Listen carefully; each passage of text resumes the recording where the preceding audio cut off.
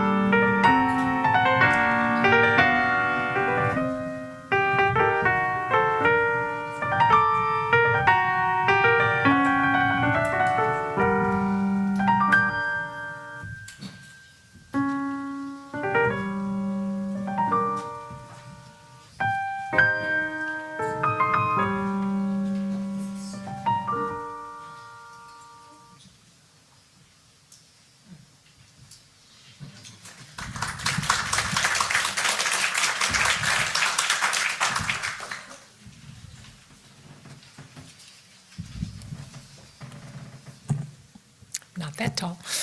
Good morning. My name is Eleanor, and I am your worship associate today. Welcome to Summit Unitarian Universalist Fellowship. Whether you're joining us online or in person, we are very glad that you are here with us today.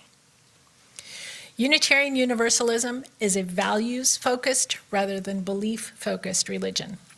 We are bound together by shared principles drawn from world religions, humanist teachings, nature, science, philosophy, and personal practices.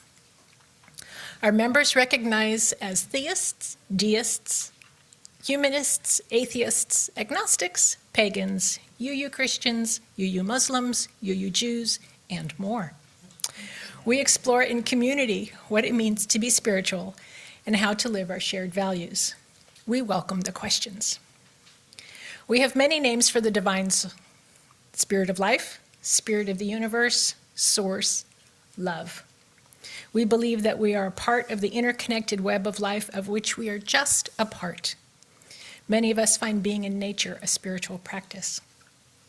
Our minister, Reverend Casey Marie Pendel, is currently on study leave and will be back in the pulpit next Sunday. Today we have the treat of hearing from one of our members, Tom Brower. Summit resides on the unceded land of the Kumeyaay people, who have lived here for over 10,000 years. They were horticulturalists and hunters and gatherers. They were the first people who greeted the Spanish when they first sailed into San Diego Harbor with Juan Rodriguez Cabrillo in 1542. They are still very involved and give back to the San Diego community. We recognize the abusive history of colonization in California and are mindful of our duty to responsibly act from our position of privilege. We have just one announcement today from Aline.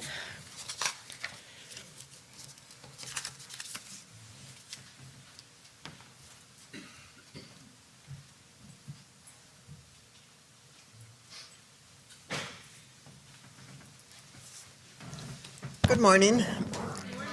I'm Aline, representing social justice this morning. And a few weeks ago, Nelwyn sent out a survey about if we want to do a shelter next year, maybe in February. So we'd like your response of whether we should do it or not as an organization. And if we do it, are you willing to help either with meals or sleepovers or some of the other duties that it takes to prepare for the 12 guests that come? Thank you.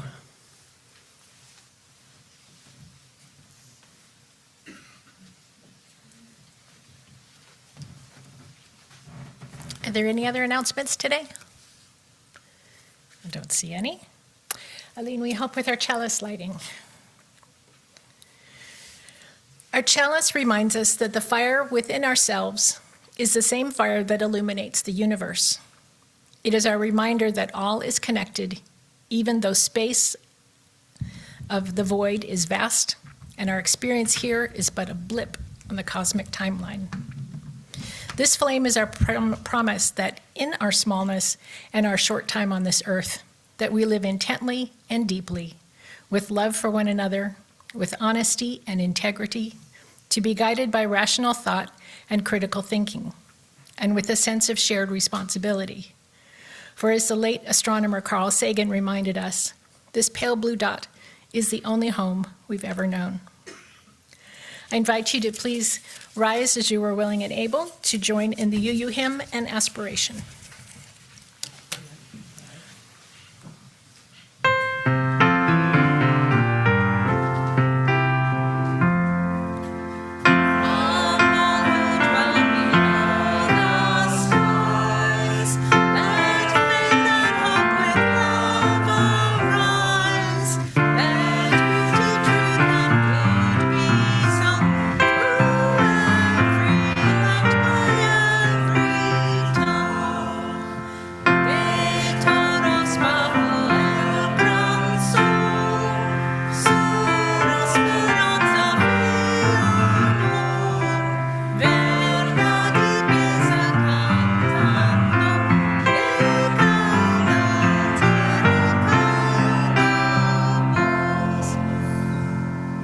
May love be the spirit of this fellowship. May the quest for truth be its sacrament and service be its prayer.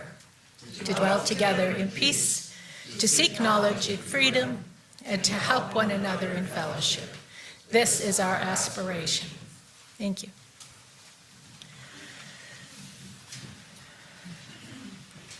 Our first reading today is from American anthropologist Joseph Campbell.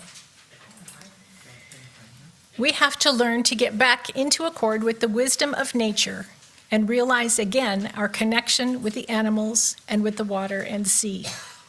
To say that divinity informs the world and all things is condemned as pantheism. But pantheism is a misleading word. It suggests that a personal God is supposed to inhabit the world, but that's not the idea at all. The idea is trans-theological. It is of an indefinable, inconceivable mystery, thought of as a power that is the source and end and supporting ground of all life and being. Please stand as you are willing for the first hymn, number 1000, Morning Has Come.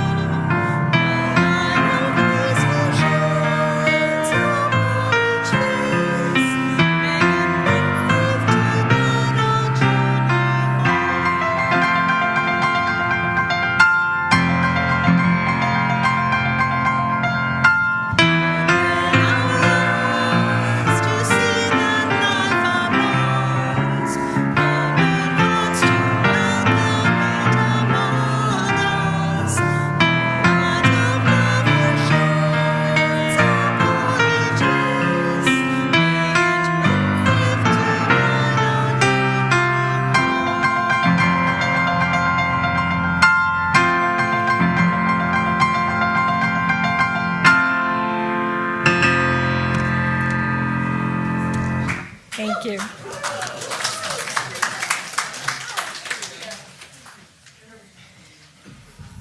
Now is the time for our joys and concerns. If you have things you would like to submit during the week, they can be emailed either to Stacy Sasaki or to Reverend Casey, or they can be written on papers up at the gold table up at the front here. We have several today. We'll start with our concerns. This one's from Mary. Our music director, Jerica, is with her 16-year-old cat at the emergency vet this morning. She asks for healing love for her fur baby. We hold you guys in our hearts. From Iris Neal.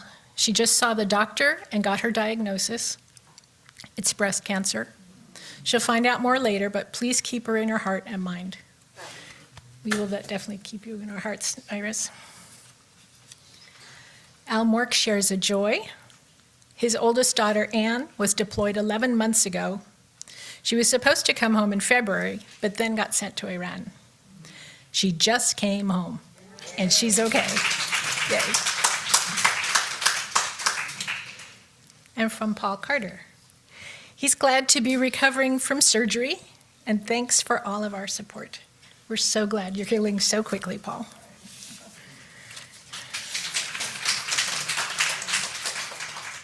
We know there are more joys and concerns in this room than have been shared out loud. Whether spoken or unspoken, we hold you in our hearts. Mary.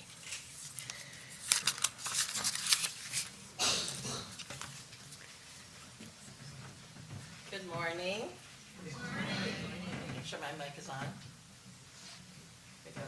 Can you hear me now? There we go. Good morning. Good morning. My name is Mary Carter Vale, and I have the honor of serving as your Director of Religious Exploration, which for those who may not know, it's because I work with our children and families. But I always look for fun stories to share with you. And today we're doing this book called Why Not? And the byline is A Story About Discovering Our Bright Possibilities. So we should have, oh, there it is. It's up. So I have the pictures here. If you guys, anybody wants to come up front and see the book, they're welcome to, but they're all going to be up there too, so. Ah, here comes.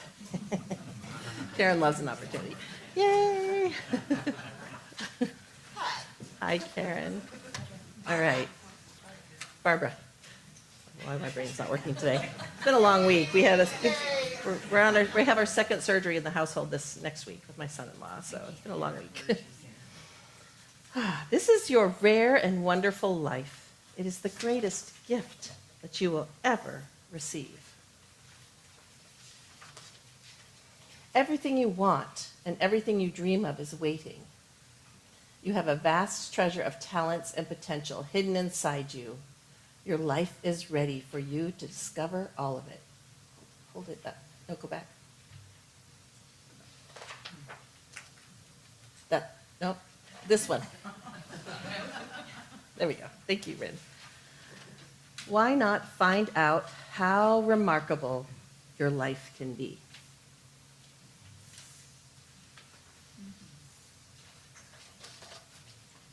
Why not make the most of every moment?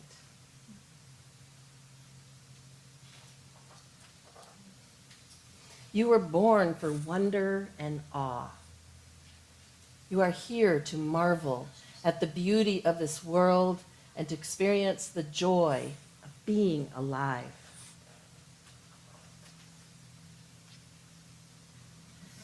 Be a stranger to the ordinary. Get to know the unknown.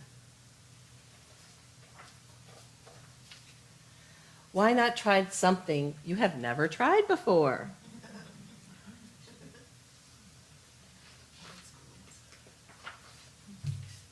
Why not go somewhere you've never gone before?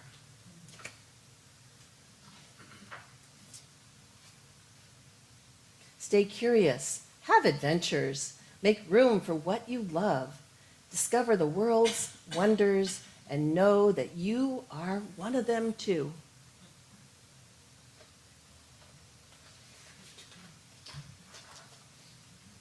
So much of life depends on how you look at things and how you see yourself. You are shaped by the choices you make. How will you answer when today asks what you learned from yesterday?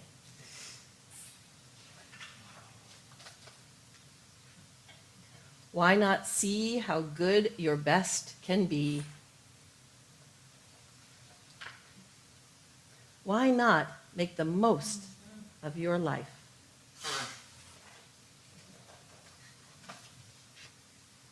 Things won't always go according to plan. The way might be difficult, and you may get worn out and tired. You may feel lost. You might want to turn back.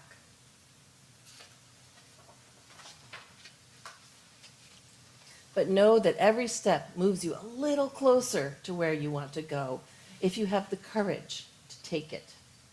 Embrace it all, even the messy parts, especially the messy parts. And don't be fooled by the fear. It has a way of shrinking possibilities and diminishing dreams. Have faith. Keep going.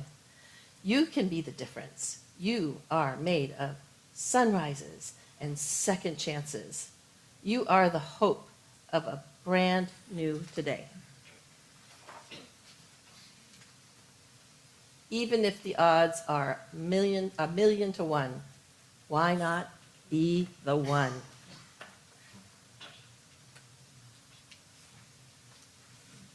Don't wait for things to be great to be grateful.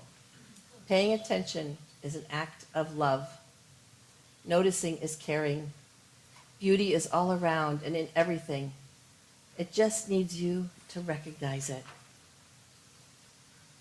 Why not look for the good in everything and in everyone?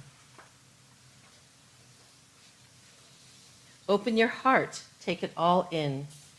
This is your everywhere. This is your home. You are connected to everything, and everything is connected to you. Every little bit of good helps. Every act of kindness builds, and every bit of compassion heals. Everything you have ever loved becomes a part of you. It all counts. Why not leave this world a little better than you found it? Thank you. I love how this book lifts up awe and wonder and love, all the things that I find my personal spiritual practices. So we're going to head off to RE, where we are working on planning a service for y'all on the 7th of June, which will be our flower communion. So watch for more information about that, because you get to bring flowers and take flowers home. It's very special. So thank you so much. We have a song to sing us out. We're going to do our Do Re Mi song today.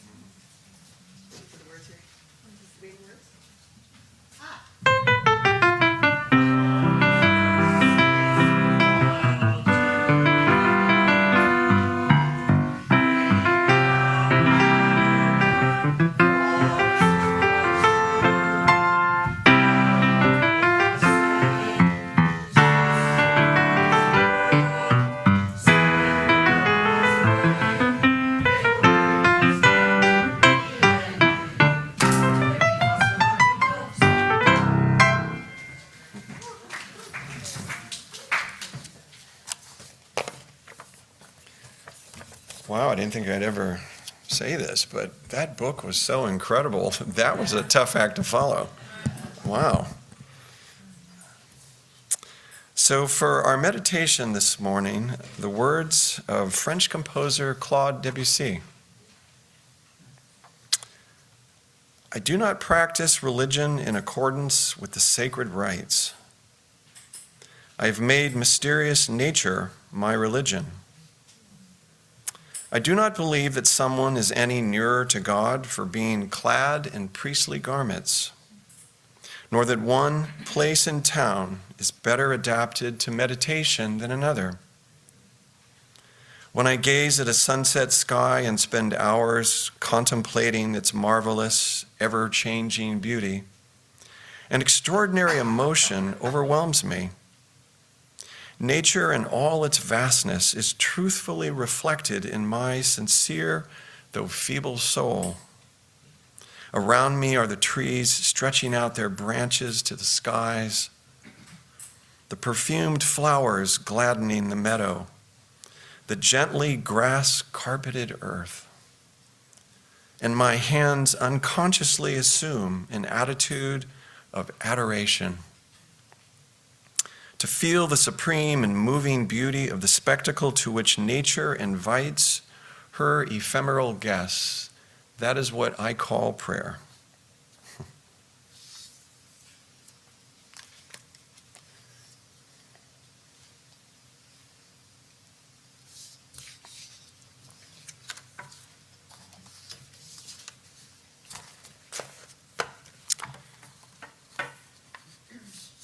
Well, for those who are visually challenged in any way, I am a 60-plus guy, a little over 6 feet tall, wearing gray shirt and blue pants.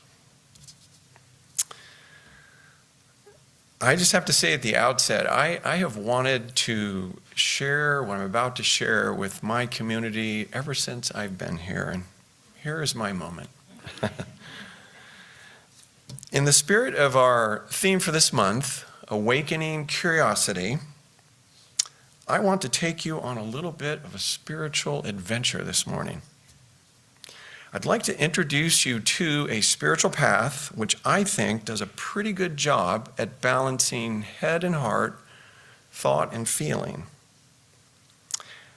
Now, to be honest, it will probably resonate most with those who lean toward the more rational and secular, but I think it has plenty of room for all seekers. The rationalist, the mystic, the scientist, the artist, believer and non-believer alike. And that includes all of us. And as a bonus, I think it's an approach that meets the moment here in the 21st century. But you'll have to hang around and hang with me till the very end to get that part. Full disclosure, you should know, as I guess I already kind of gave that away, I am not exactly a neutral tour guide on this little adventure. This spiritual path is my own. But my purpose is not to ask you to adopt my language or my conclusions. My hope is simply to introduce it to you from the inside, from someone who has walked in it now for about a quarter of a century, and to invite you to notice what, if anything, resonates with you. Okay, so let's begin and start with something very familiar. Not a belief, not a doctrine, of course, but just moments of experience. Ask yourself, don't have to raise a hand, but just ask yourself, have you ever felt a sense of awe or wonder out in nature? Say, there we go, in a forest, or on a mountaintop. Maybe you've had it standing outside at night when the sky is clear. This is one of my personal faves. Or mesmerized by a photo of distant galaxy. Another one of my faves. And suddenly you're aware of how small you are, and yet also somehow connected. Or maybe it happened when you were holding a newborn. Or watching waves roll in. Or reading something about the universe that seemed less like information and more like poetry. That feeling, that quiet wow moment, the sense that reality itself is more than we usually notice, however we name it or experience it. That's where I want to begin, by exploring one way of understanding that experience and why it might point the way to a spiritual path. And a path that fits well, I think, with a UU way of being in the world. What I have in mind specifically is often called natural pantheism. We heard a reference by Joseph Campbell. He used that term a few minutes ago. If you don't know what that is, let me help you get acquainted. But before zooming in, let's briefly zoom out and explain how pantheism fits into the broader religious landscape. Now stick with me on this. These are the three most common ways of understanding how God and the universe relate. Starting with theism on the left, God is distinct from the universe. God created the universe, but is not identical with it. God can act in the world while remaining beyond it. God typically has personal agency, will and intention, those kinds of things. This is the dominant view within Judaism, Christianity, and Islam. A good analogy is that of an author and a novel. The author is present through the story, but not the same thing as the book. The author stands outside the book and is its creator. Next, pantheism. God is in some way identical with the universe. The universe is divine, but there is no God outside nature. God is usually seen as impersonal. These ideas are associated with the ancient Stoics, some forms of Hinduism and Taoism, and modern thinkers from Spinoza to Einstein. A good analogy for this view is the ocean. Every wave is part of the ocean, the same one great reality. There is nothing beyond it. Finally, panentheism. The idea here is that the universe exists within God, but God is more than the universe. God includes the universe, but also transcends it. God is present in everything, but extends beyond it. God's relational qualities are emphasized. This is found in modern process theology, some forms of Christian mysticism, and some strands of Hindu and Buddhist thought. A good analogy for panentheism is the mind and its thoughts. Thoughts exist within the mind, but the mind is more than its thoughts. Okay, now that you have this rough lay of the religious landscape, let's now zoom in on natural pantheism. Unitarian Universalism has long welcomed people who do not find meaning in supernatural claims, but who still hunger for depth and wonder and moral clarity. One of the gifts of our tradition is that we don't have to embrace things we don't believe. Some of us don't believe in a supernatural God. Some of us do, or once did, or aren't sure. Some of us use language, God language, literally, some poetically, some avoid it altogether. Some of us carry wounds from traditions which demanded certainty and punished curiosity. But even without shared beliefs, I think I can confidently say that all of us still want something that feels spiritual in the most universal sense of that word. Something very grounding and deeply meaningful. So here's the question that natural pantheism tries to answer. If we do not ground our spirituality in the supernatural or a supernatural being, what remains worthy of our reverence? And its answer is simple, maybe even obvious. It's reality itself. In fact, natural pantheists feel about the universe, all of reality, the same profound reverence and awe that a believer feels toward their God. And actually for good reason. Because pantheists see in the universe the same attributes that a Jew, a Christian, or a Muslim ascribes to God, just minus the human-sounding qualities. Specifically, the universe is eternal. Or more accurately, it's as old as time itself, but close enough. It's omnipresent. You can't leave the universe. It's omnipotent. You can't violate the laws of physics. It's infinitely creative. Think of all the galactic structures, star systems, landforms, life forms, ecosystems. It's infinitely complex. No person can come close to completely comprehending all of the universe's intricacies. It's exquisite. Let's see, I'm one behind there. Let's see, complex. It's exquisitely beautiful. That is, it elicits in us profound aesthetic emotions. It's harmoniously organized. All systems are parts of larger systems, which are parts of larger systems still. And it is awesome in its creative and destructive powers. When you look at all of these qualities, and practically a definition of the divine, and really see it, its impact is like a revelation. You realize that traditional God belief is really onto something, except maybe you no longer feel the need to find the divine in a distant heaven. It hits you. We have immediate access to the divine right here, right now, in us, around us, including us.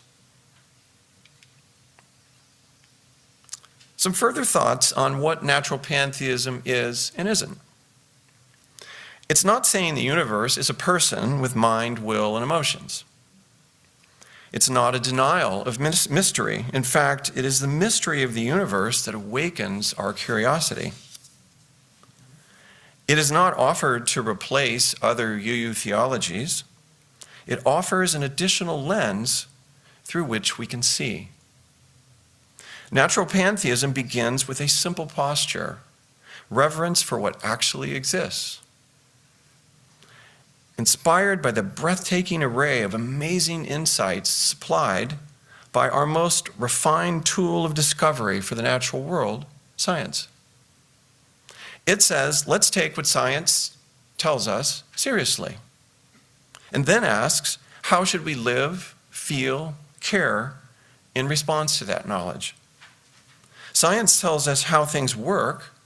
Natural pantheism asks how we relate to what we now know, emotionally, ethically, spiritually. Ethics. This is where any worldview stops being abstract. In the major theistic traditions, and I mean the ones you would naturally think of, Judaism, Christianity, and Islam, moral obligation is primarily grounded in God's commands. For the natural pantheist, the moral life begins elsewhere, with a deepened awareness of the world itself. That recognition moves us, changes us, but not through the threat of punishment. It is more like a call, an appeal, a summons of reverence that motivates us to live in ways worthy of the sacredness that we perceive.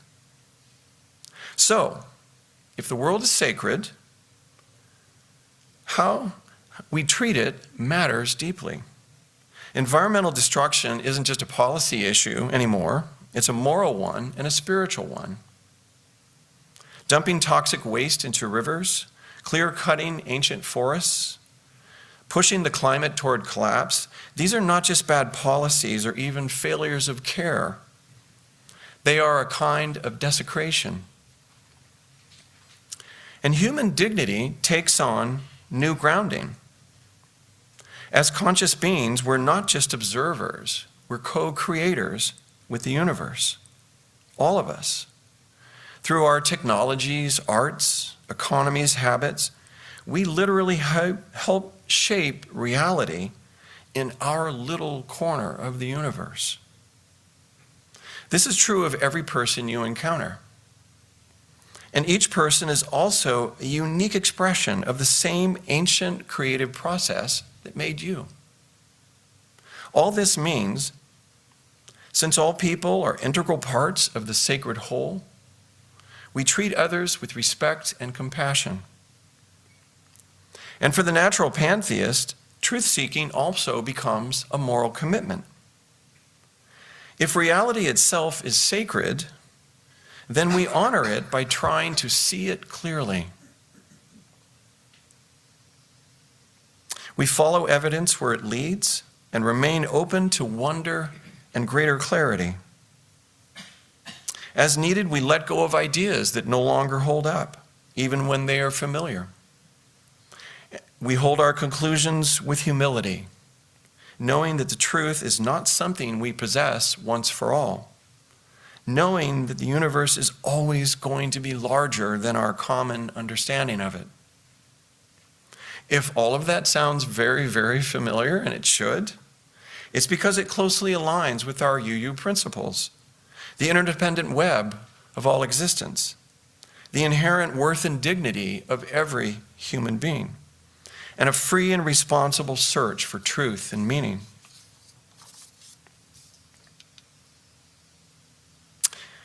One of the hardest things for the natural pantheist to come to terms with is that the universe does not owe us or guarantee anything. The universe does not promise fairness. It does not promise, as much as we wish it did, that good people will not suffer. It does not promise that history bends automatically toward justice, although we really wish it did that too. It doesn't guarantee happy endings.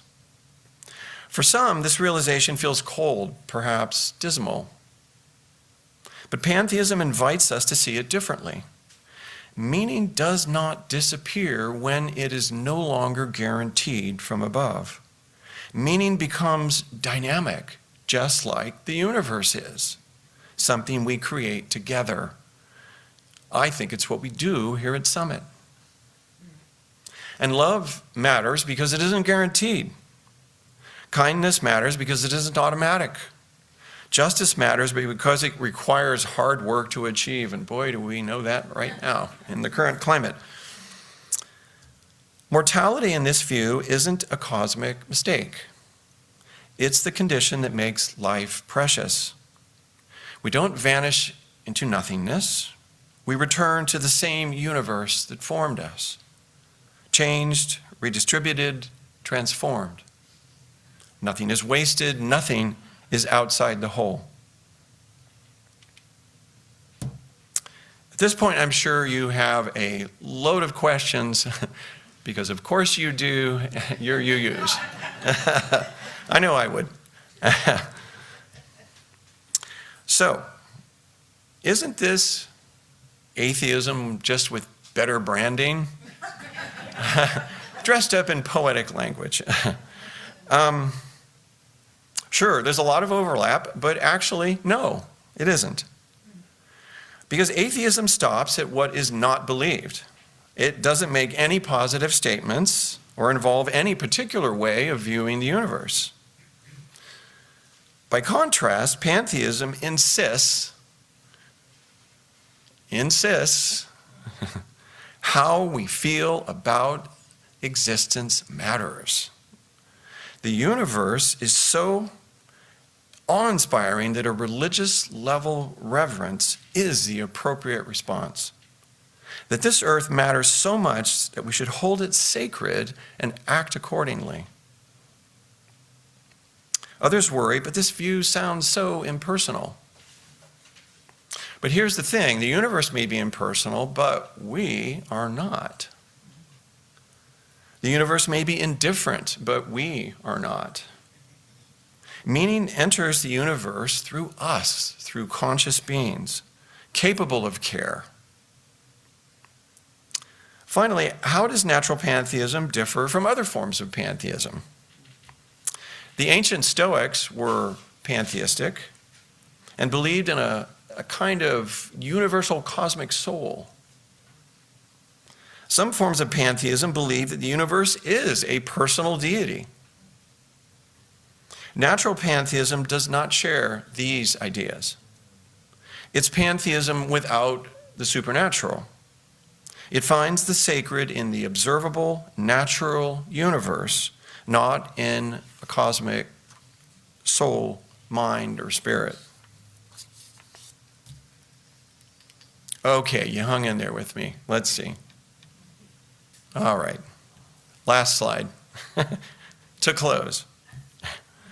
What might it mean on a personal level to live as a natural pantheist? Or simply as someone kind of adjacent, influenced by this lens on life? It might mean pausing more often to notice wonder, stepping outside, looking up, remaining open to being interrupted by those quiet moments of revelation that really, honestly, are always near at hand. It might mean allowing wonder to become not just an occasional feeling, but a practice, and maybe even eventually more of a way of life. It might mean seeing others not as strangers, but as kin. Seeing in every face a different way that the divine has chosen to appear. It might change our sense of ethical urgency. If the sacred is not somewhere else, but right here and right now, this fragile web of life we call home, then environmental responsibility becomes a religious obligation with a fair amount of urgency. It might also mean acting with that quiet courage that comes from knowing that life in this world is not a rehearsal, that this moment really, really matters. That what we do, how we love, how we respond, how we care, becomes part of the story itself. That each of us, in fact, is helping to write this story. Okay, here's that part I mentioned. It's coming at the very end. Religion at its very best offers a grand story to live inside. I'm personally convinced that the 21st century is so overdue for a new story, which holds nature sacred and which unites humanity rather than splits the world into in-groups and out-groups. No matter what terms are used, saved and lost, infidel and believer, we've seen what that does. Produces endless warring factions. The world, in my opinion, needs new guidance well suited for the modern world. An age of space exploration, environmental crisis, nuclear weapons, just to mention 3, without which we literally may not survive. A new vision is required, I think, which merges our best scientific knowledge with the emotional and aesthetic dimensions. We need it all to joyfully embrace our place in the universe and to move us to care for nature and each other with a sense of sacred duty. I offer to you natural pantheism as one way to help write that new story. Thank you.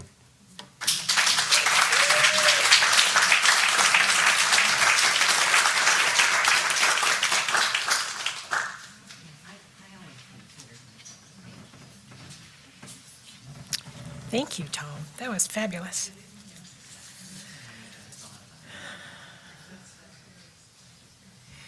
We're a fellowship supported entirely by the generosity of our members and friends.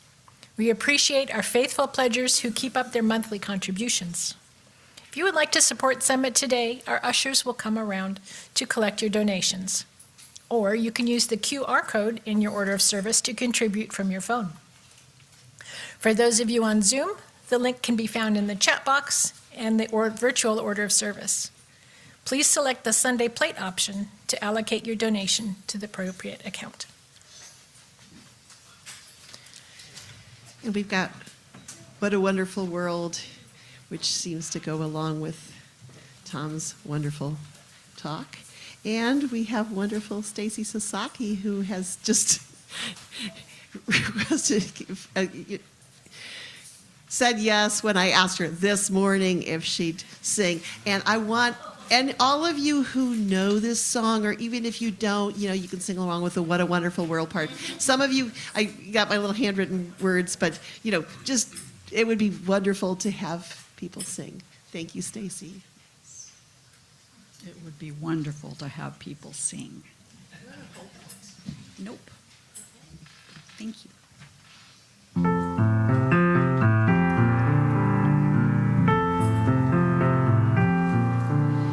I see trees of green, red roses too.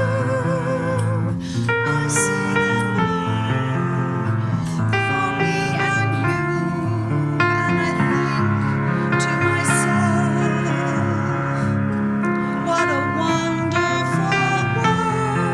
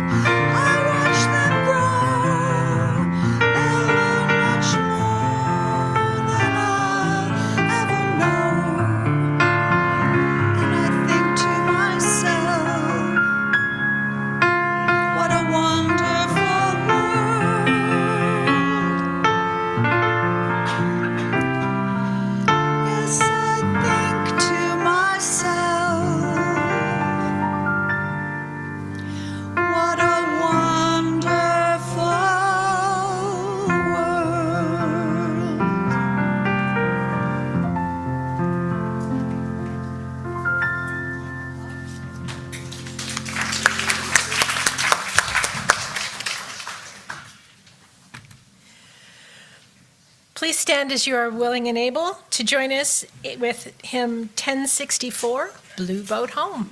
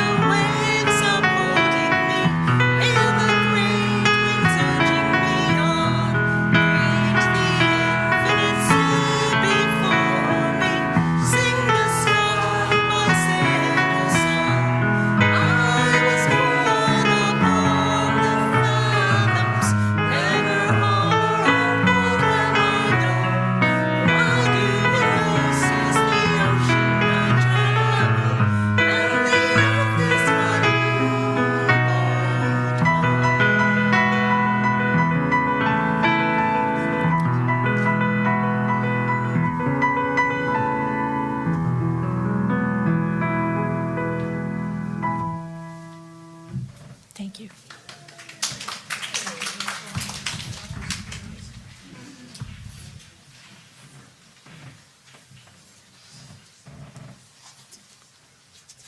Give me a moment, I have to dig it out.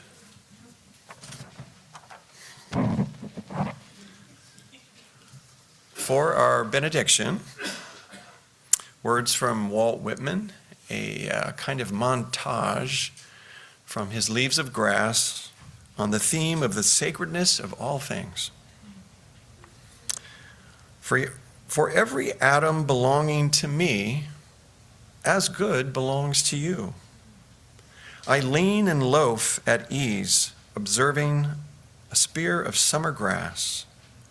To me, every hour of the light and dark is a miracle. Every cubic inch of space is a miracle. I hear and behold God in every object, yet understand God not in the least. I believe a leaf of grass is no less than the journey work of the stars. Divine am I, inside and out, and I make holy whatever I touch or am touched from.